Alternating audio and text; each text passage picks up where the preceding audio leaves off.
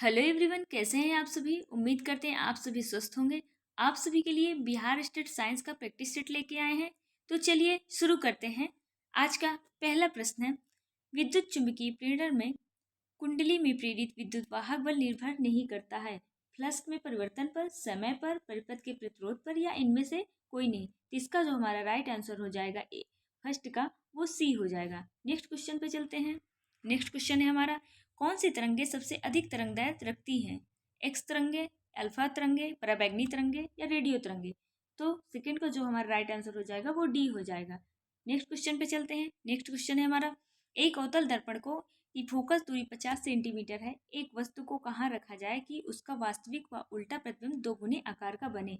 75 centimetre पे रखेंगे, या 72 सेंटीमीटर पे रखेंगे, या 63 सेंटीमीटर पर, या 50 सेंटीमीटर पर। तो इसका जो हमारा राइट आंसर हो जाएगा वो 63 हो जाएगा, यानी इसका तीसरे का जो है वो सी सही हो जाएगा। नेक्स्ट क्वेश्चन पे चलते हैं। नेक्स्ट क्वेश्चन है हमारा, वैद्युत चालक की इकाई है। इसका जो राइट ऑप्शन हो जाएगा वो हमारा फोर्थ हो जाएगा, यानी डी हो जाएगा। नेक्स्ट क्वेश्चन पे चलते हैं।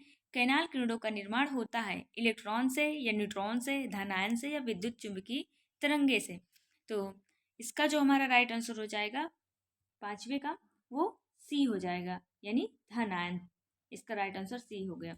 नेक्स्ट क्वेश्चन पे चलते हैं। नेक्स्ट क्वेश्चन है हमारा, टी इक्वल टू 0 पर किसी रेडियो एक्टिव पदार्थ में परमाणु की संख्या 8x10⁴ है, उसका अर्ध आयुकाल 3 वर्ष है, तब कितने समय बाद 1 × 10⁴ परमाणु शेष बचेंगे? इसका जो राइट आंसर हो जाएगा वो हमारा ए हो जाएगा, यानी 9 वर्ष।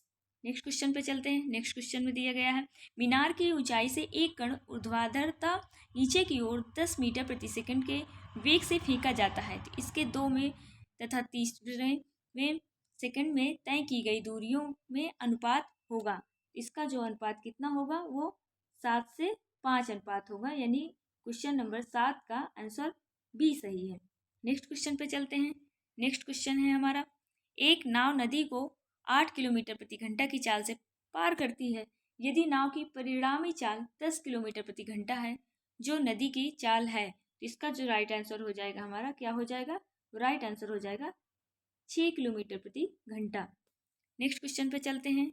9वें पे, 12 किलोग्राम का एक बम विस्फोटित होकर 4 किलोग्राम तथा 8 किलोग्राम के 2 भागों में टूट जाता है। 8 किलोग्राम द्रव्यमान का वेग 6 मीटर प्रति सेकंड है, तब अन्य द्रव्यमान की गतिज ऊर्जा होगी। तो इसका हमारा राइट आंसर हो जाएगा 348 जूल, या 332 जूल, या 324 जूल, या 288 जूल। तो हमारा 90 का जो राइट आंसर है वो डी है, 288 जूल।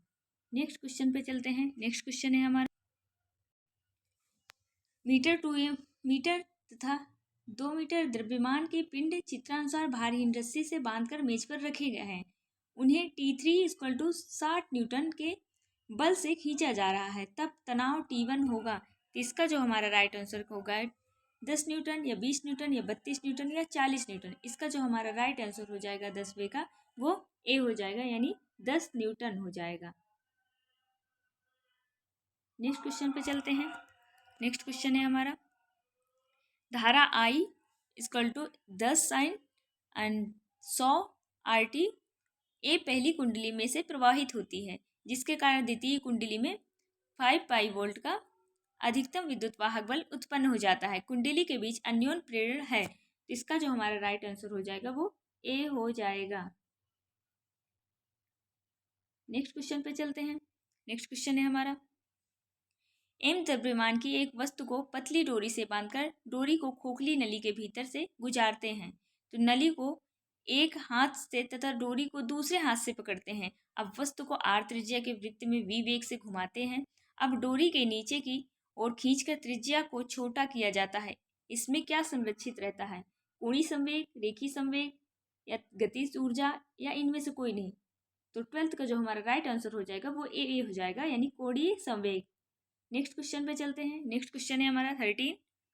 इसमें पूछा गया है, जब अविलंबवत चलने वाली दो वक्रीय तरंगे आपस में अध्यारोपित होती हैं तो उत्पन्न होता है विस्पंदन उत्पन्न होता है, या व्यतिकरण उत्पन्न होता है, या अपरगामी तरंगे, या लिसाजो चित्र। इसका जो हमारा राइट आंसर हो जाएगा 13 का, वो लिसाजो चित्र हो जाएगा, यानी डी सही है।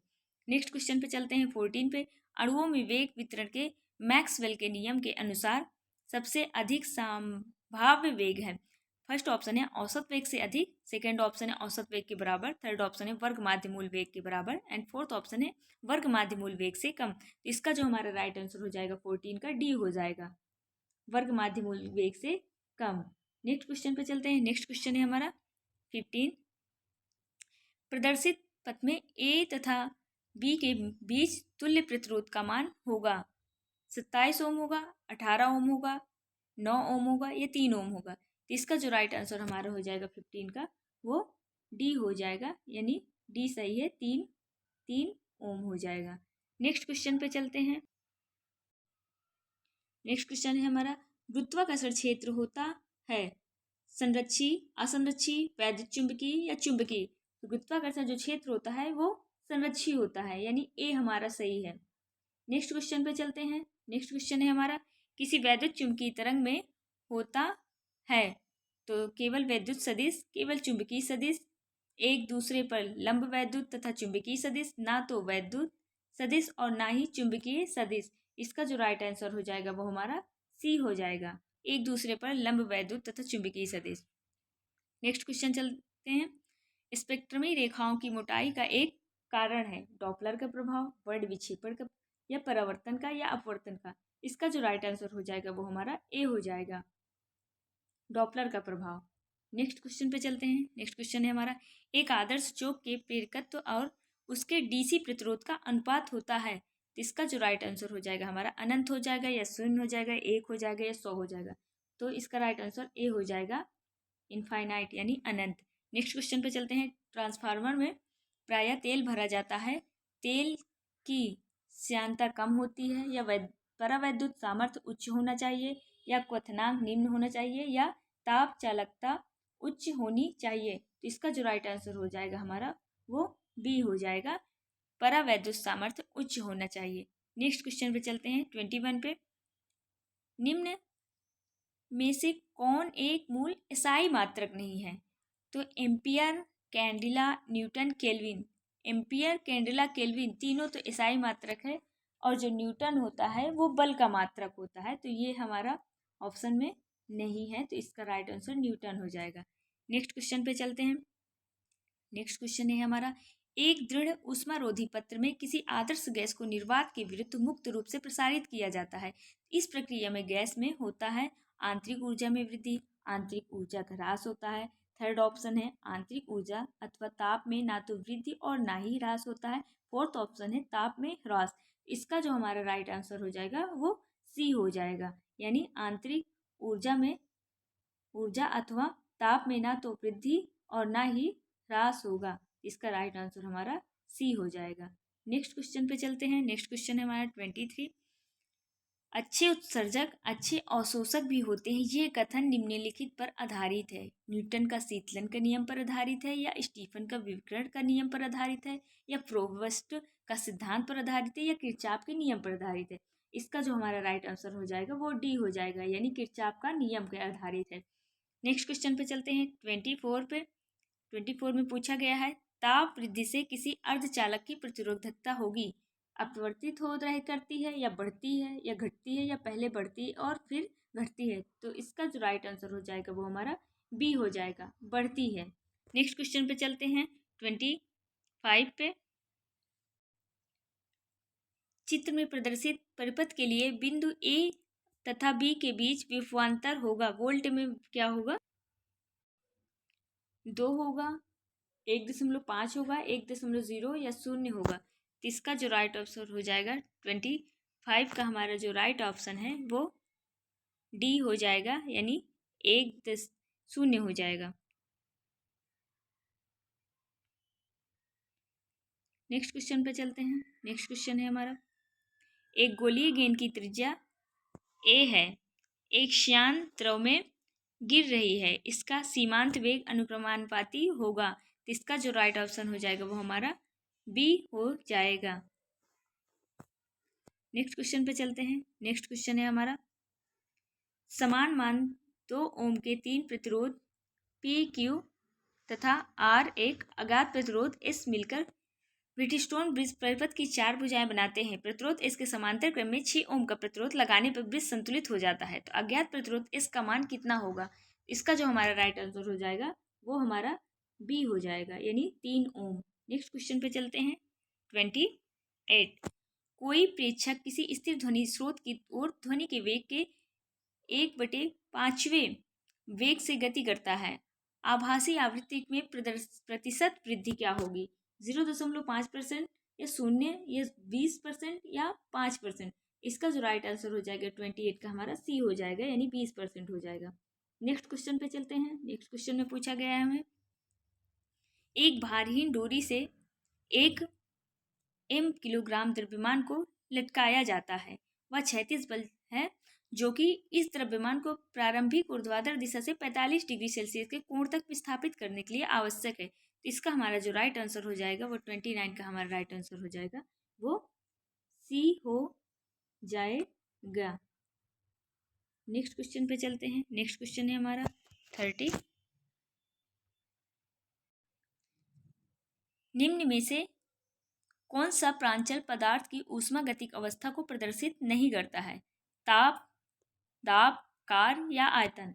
इसका जो राइट आंसर हो जाएगा वो कार्य हो जाएगा, यानी सी इसका राइट आंसर सही हो जाएगा।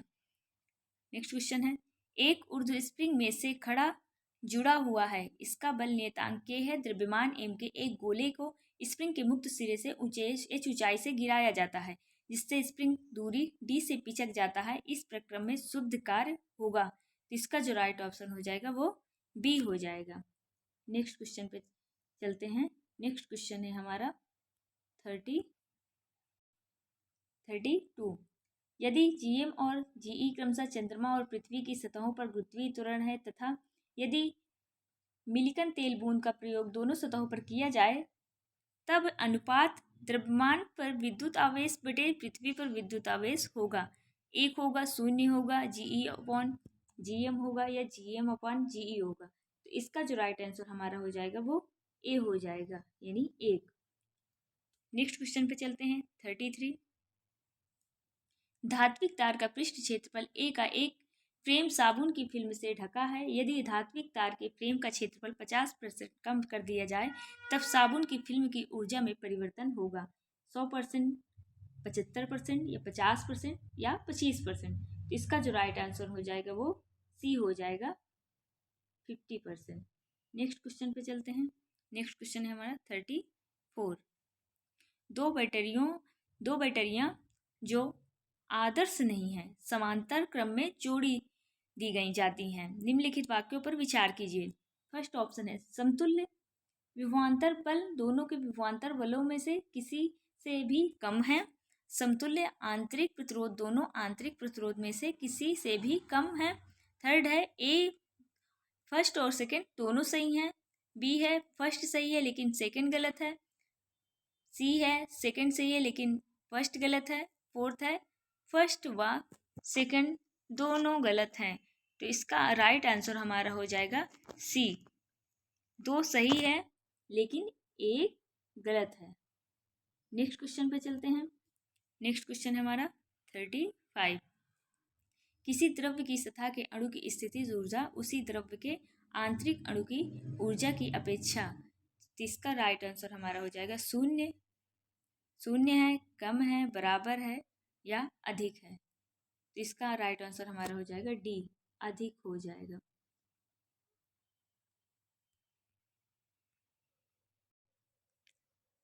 बिहार स्टेट 100 क्वेश्चन के पहला पार्ट कंप्लीट हो गया है। अब नेक्स्ट पार्ट में केमिस्ट्री के क्वेश्चन लाएंगे। यदि आपको वीडियो अच्छा लगा हो तो चैनल को लाइक एवं सब्सक्राइब करें और शेयर करें। धन्यवाद।